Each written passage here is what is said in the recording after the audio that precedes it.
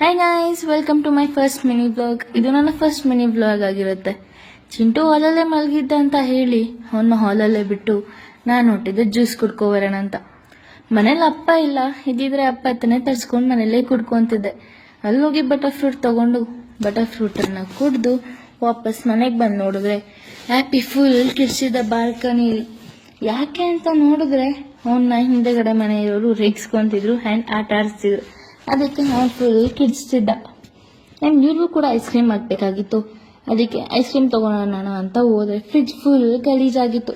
ಬೈಕೋಬೇಡಿ, ಯಾಕಂದರೆ ಅಮ್ಮನೂ ಫ್ರೀ ಇಲ್ಲ, ನನಗೂ ಕ್ಲೀನ್ ಮಾಡೋ ಪೇಷನ್ಸ್ ಇಲ್ಲ. ಇವ್ರಿಗೆ ಐಸ್ ಕ್ರೀಮ್ ಹಾಕಬೇಕಾದ್ರೆ ನನಗೂ ತಿನ್ನಬೇಕು ಅಂತ ಅನಿಸ್ತಿತ್ತು. ಬಟ್ ತಿನ್ನೋಂಗಿಲ್ಲ, ತಿಂದರೆ ಕೋಲ್ಡ್ ಆಗುತ್ತೆ. ಕೋಲ್ಡ್ ಆದರೆ ಅಮ್ಮ ಹತ್ರ ಬೈಸ್ಕೋಬೇಕಾಗುತ್ತೆ. ಅದಕ್ಕೆ ಇಷ್ಟೆಲ್ಲ ಸಾಹಸ ಮಾಡೋದು ಬೇಡ ಅಂತ ಹೇಳಿ ಅವ್ರಿಗೆ ಮಾತ್ರ ಹಾಕಿಡ್ತಾ ಇದ್ದೆ. ಅಲ್ಲಿ ಒಬ್ಬರು ಸ್ಪೆಷಲ್ ಪರ್ಸನ್ ನಿಂತ್ಕೊಂಡು ನೋಡ್ತಿದ್ರು. ಅವ್ರು ಯಾರು ಅಂತ ನಿಮಗೂ ತೋರಿಸ್ಬೇಕಾ?